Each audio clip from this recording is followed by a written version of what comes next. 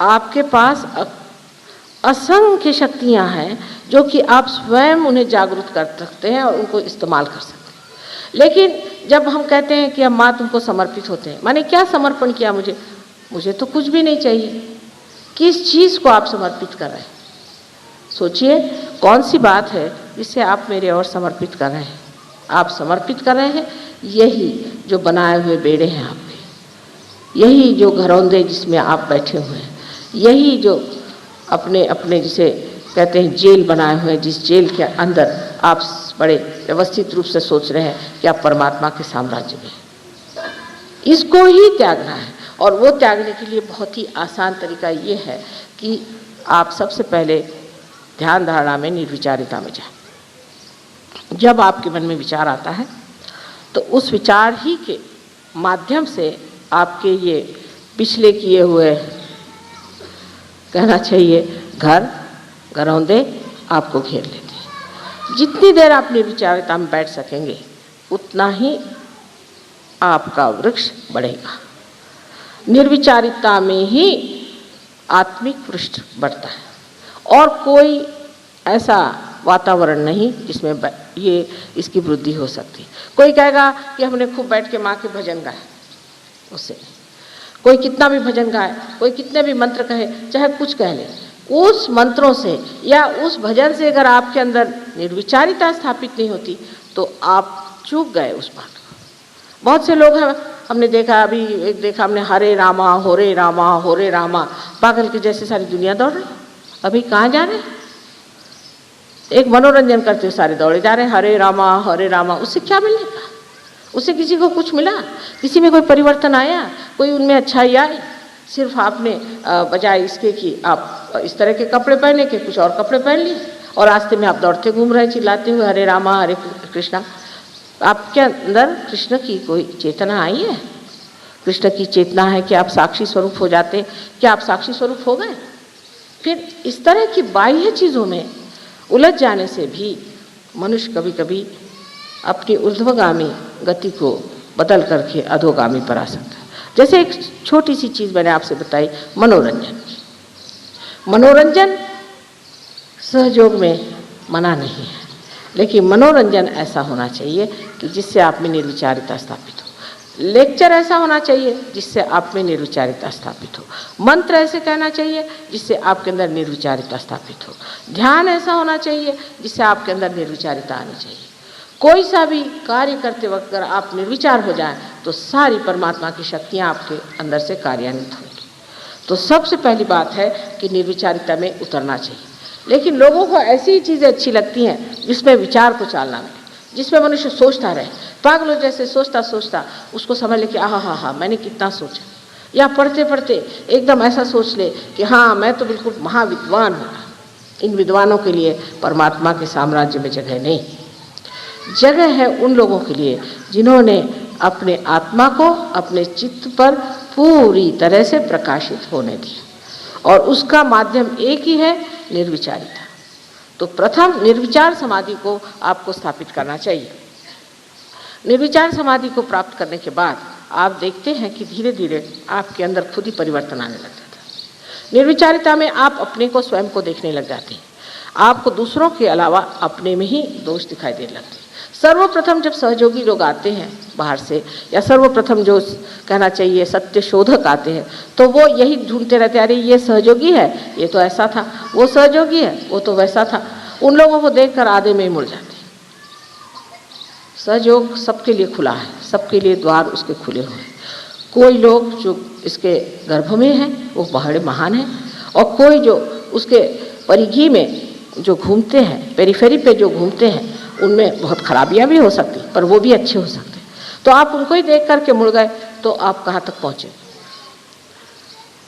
जब आप अंदर आएंगे तब आप देखेंगे कि ये जो गर्भ में बैठे लोग हैं, इनमें कोई विशेषता है, इनमें कोई चमत्कार है, इन्होंने कुछ पाया हुआ है। तब उनको देखते हुए आप सोचें कि हमें भी कुछ पाना है और हमें भी परिवर्तन आना चाहिए।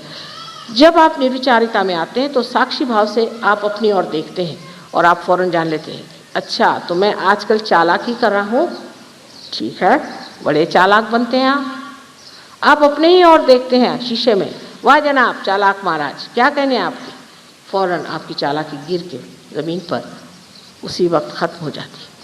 कारण जो चीज़ व्यर्थ है, जिस चीज़ से हमें एक तरह का वज़न हो जाता है, जिस चीज़ से हमारे उत्थान में रुकावट होती, वो चीज़ धीरे धीरे झड़ती जाती है। निर्विचारिता में ही आप हर चीज़ को ऐसा देख सकते हैं जिसे कहना चाहिए निरपेक्ष भाव से, जिसमें कि आपको किसी से भी लगाव नहीं हो सकता। जैसे आपका बच्चा है, आप उसे निरपेक्षता से देखिए, उसके और साक्षी और रूप से देखना शुरू करें। आप देखिएगा कि ये मासूम बच्चा कितना सुंदर है, कितना अच्छा है और कितना परमात्मा को प्यारा लगता है।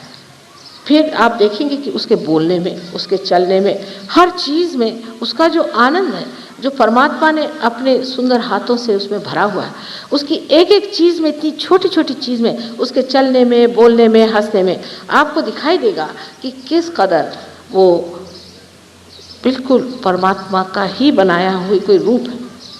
लेकिन ये न हो ये मेरा बच्चा है, फिर तूने ऐसा किया, उसको दो झापड़ मारी, फिर तू ऐसा गया वैसा किया, उसका जितना भी आनंद उठाने का खत्म।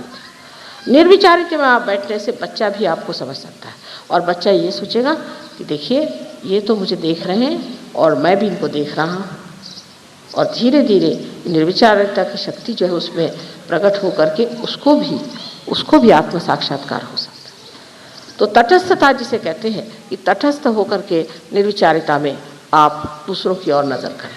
सहयोग में जब आप प्रवेश करते हैं तो सर्वप्रथम तटस्थ होना चाहिए। जैसे कि एक साइंटिस्ट जब किसी कॉलेज में जाता है शुरू में तो वो तटस्थ होकर जाता है कि देखें आगे है क्या। लेकिन अगर शुरू ही से आप बहुत अक्लमंद हैं तो आपके आगे सहयोग कहता अच्छा माफ़ करिए, आप जाइए अपने अकल को लेकर। अब जो इन लोगों ने कहा कि आपको बुद्धि से परे उठना चाहिए, सो कहना बात ठीक है, बुद्धि से परे उठना चाहिए, पर कैसे? बुद्धि का असर सारा अपने आज्ञा चक्र पे आता है और आज्ञा चक्र पे आया हुआ असर निकालने के लिए भी इलाज निर्विचारिता है। बुद्ध ने तो सिर्फ कहा था कि आप अपनी आत्मा ही को प्राप्त करो, बाकी सब बात छोड़ो, भगवान की बात छोड़ो, कोई बातें मत करो, निरीश्वरवाद की बात करी उन्होंने छोड़ दीजिए। सिर्फ परमात्मा को पाने की बात करने से अच्छा है सिर्फ अपने आत्मानुभव को ही आप प्राप्त करो, बस और कोई बात नहीं करना। वजह ये थी कि और लंबी चौड़ी बात करने में ऐसे लोग मुझको भी पूछते हैं कि माँ हम भगवान कब होंगे? भाई हो जाओगे, हो जाएंगे ना? हाँ हो जाओगे। कब? उसकी कोई तारीख लिख के तो दी नहीं मुझे कि कब हो गए। अगर आप ये समझे कि सिर्फ आप आत्मा मात्र हो जाइए तो आप पहली सीढ़ी पर आ सकते हैं। हमें सिर्फ आत्मा मात्र होना है, माने का सिर्फ आत्मा ही पे रहना।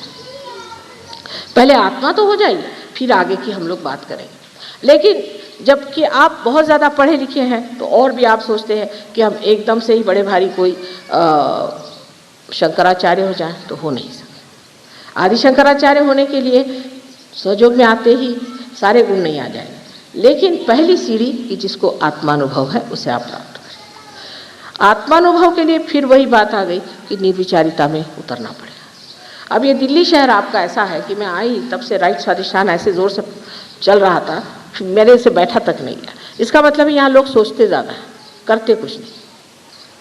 कम से कम कुछ करेंगे तो जो सोचने की जो गर्मी है वो करने में निकल जाएगी, लेकिन करते कुछ नहीं, ज़्यादा सोचते हैं, प्लानिंग ये वो। अब इतना प्लानिंग यहाँ होता है और देश का हाल देखिए तो समझ में नहीं आता कि कौन से देश में हम बैठे, उसी में जिसमें इतना प्लानिंग होता है। वजह ये है कि जब आप कुछ सोचते भी हैं, जब तक उसमें आप कार्यान्वित नहीं होते, उस सोचने का अर्थ क्या रहता है सिवाय इसके कि अपना सर ही फिर जाए। और ये राइट स्वाधिष्ठान की पकड़ इतनी ज़्यादा यहाँ है कि शुरू से मैं जब से दिल्ली आ रही हूँ देखती हूँ कि राइट स्वाधिष्ठान यहाँ बहुत ज़्यादा पकड़ता है। इसका कारण यहाँ अखबार है, यहाँ पर लोग हमेशा पॉलिटिक्स की बातें करते रहते हैं। यहाँ अभी कोई पॉलिटिक्स पद पे थे, कुछ उतर गए तो वो और ज़्यादा बोलते हैं, उनको कुछ और मिल गए, फिर इधर से वो हो गए, कुछ होते ही रहता है यहाँ पे। ऐसे ही कोई लोग सिंहासन पे बैठे हैं, कोई सिंहासन से नीचे बैठे हैं, कोई सिंहासन पे चढ़ रहे हैं, कोई सिंहासन से उतरे हुए आपस में इधर उधर दोस्ती कर रहे हैं। एक का दूसरे से झगड़ा होगा तो वो तीसरे से जाके मेल मुलाकात कर रहे हैं। ये सब बेवकूफ़ी का काम वो लोग कर रहे हैं, बिल्कुल महा बेवकूफ़ी, समय बर्बाद कर रहे हैं। कोई किसी को याद नहीं करने वाला, इससे कोई आनंद की चीज़ तो पाई नहीं, कोई विशेष चीज़ तो पाई नहीं। लेकिन वो घोड़े दौड़ाने की आदत जिसको हो जाती है वो छूटती नहीं, फिर वो एक तरह का घरौंदा होगा। सो उसके लिए भी यही सोचना चाहिए कि जब ये सब व्यर्थ चीज़ है, सब इसमें कोई समय बर्बाद करना है, तो एक कोने पे खड़े होकर देखें कि पागलों जैसे ये क्या अपने समय को बर्बाद कर रहे हैं। अगर आपने ये समझ लिया तो सोच लीजिए कि आप में अब धीरे धीरे साक्षी भाव शुरू हो रहा है।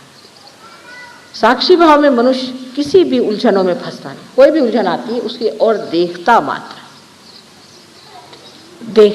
है। शुरू में ज़रूर लगता है कि मैं वहीं खड़ा हूँ। जैसे आज मैं डॉक्टर साहब को समझा रही थी कि अगर आप किसी भीड़ से गुजर करके किसी पहाड़ी पर पहुँच जाए और उस पहाड़ी पर से आप भीड़ की ओर देखें तो कहीं अगर ज़ोर से ब्रेक लगा कुछ लगा तो आपको लगता है कि आप ही वहाँ, तो आप जरा दचक जाए। लेकिन जब आप जान जाएंगे अरे मैं तो पहाड़ी पे बैठा हूँ, मुझे तो देखना मात्र है, तब आप नहीं दचके। यह स्थिति आने के लिए इसे ही निर्विकल्प स्थिति कहते हैं। इस स्थिति में मनुष्य जो है वो कुछ भी देखता है, जानता है, तो भी वो विक्षुब्ध नहीं होता, शांत देखते रहता है। अब लोग कहेंगे ऐसी शांति में क्या अर्थ है? अगर ऐसे आदमी शांत हो जाए तो फिर लड़ाई कोई न करे, कुछ न कहे तो विरोध कैसा? ऐसे मनुष्य की शांति परमाणु के आपके बम से भी बढ़ के तेजस्वी होती है और बड़ी कार्य करती है। इसके कार्य की आपको महिमा मैं क्या बताऊं कि एक ऐसा शांत पुरुष किसी भी ऐसे स्थान में चला जाए जहाँ गड़बड़ी हो रही, एकदम से वहाँ बदल आ जाएगा। लेकिन वो पुरुष उस स्थिति में होना चाहिए जहाँ वो शांति पूरी तरह से अपने चारों तरफ उसकी प्रभा फैला सके। सब लोग एकदम से अवाक होकर शांत हो सकते। जितनी हड़बड़ी मची वो एकदम से जा कर के एक व्यवस्थित रूप से ठीक हो सकते। जैसे कि कोई जादू की कोई उसने विशेष कोई किमया कर दी है या जादू की कोई छड़ी उसने घुमा दी है कि सब एकदम शांत हो गए। इस शक्ति को प्राप्त करना उन लोगों के लिए है जो कि सहयोगी हैं। आज हम देखते हैं हर जगह शांति के फाउंडेशन बन रहे हैं, शांति का ये है, शांति का वो है। इससे शांति कैसे हो सकती है? शांति तो हमारे अंदर चीज़ है। अब मनुष्य जो खुद कहेगा मैंने तो शांति पा ली, पर दूसरा कैसे शांति पाएगा? दूसरा शांति पाता है आपकी शांति से प्रभावित होकर के। वो प्रभाव बुद्धि से नहीं होता है, वो प्रभाव अंदर ही अंदर प्रकाशित हो करके दूसरों को भी प्रकाशित करता है और इसी प्रकार मनुष्य शांत हो जाता है। अब सहयोग में आप जानते हैं कि हर तरह के लोग आते हैं, कोई बड़े ही वायलेंट, कोई बड़े गुस्सेले, कोई बहुत ज़्यादा क्रोधी, कोई क्रांतिकारी और बहुत ज़्यादा लड़ने वाले, हर तरह के लोग मैंने देखे।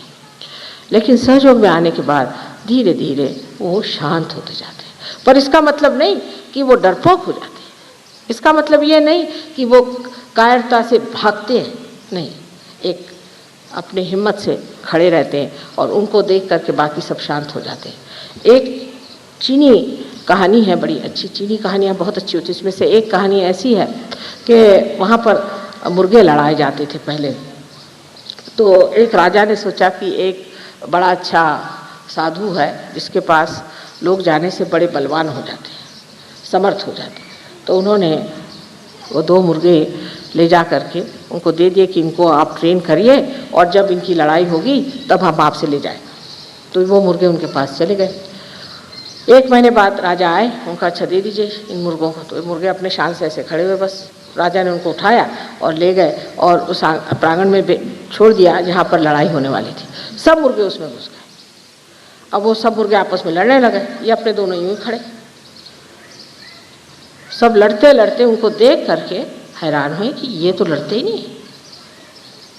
और जब भी उनके ऊपर वो सोचे कि हम इनको लड़वाएं तो बस यूं ही देखते रहे। सब मुर्गे हार करके चले गए, यही 2 वहाँ पर खड़े रहे। इस कहानी का आशय यह है कि जब मनुष्य शांति के सागर में पूरी तरह से विद्यमान होता है तो जैसे कमल पुष्प के जैसे उसके सुगंध से लोग सुरभित होकर के शांतमय हो जाते हैं, पूर्णतया उनके अंदर शांति आ जाती है। इससे बढ़ के और क्या शक्ति शांति की हो सकती है?